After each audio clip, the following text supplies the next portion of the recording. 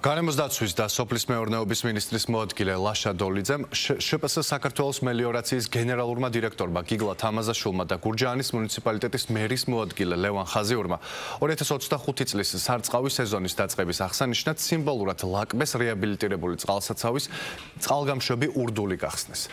სარწყავ სისტემაში წყლის გაშვების პროცესს ადგილობრივი ფერმერები ესწრებოდნენ. მინისტრის მოადგილემ სოფლის მეურნეობის პროდუქციის წარმოებაში მელიორაციის როლზე ისაუბრა. გიგლა თამაზაშვილმა ადგილობრივებთან რეგიონის განვითარებისთვის სამელიორაციო სისტემების გამართული ფუნქციონირების მნიშვნელობაზე გაამახვილა ყურადღება.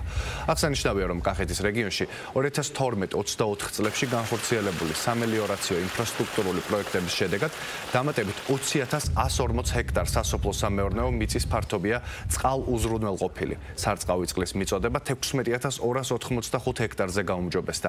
დრენირებული მიწის ფართობის რაოდენობა 8,725 ჰექტარია. მელიორაციას და მიწის მართვის გაუმჯობესებას, ირიგაციას, დრენაჟს გადამწყვეტი მნიშვნელობა ენიჭება სოფლის მეურნეობის განვითარებაში და სამინისტრო გააგრძელებს სამმართველობით აქტიურ მუშაობას.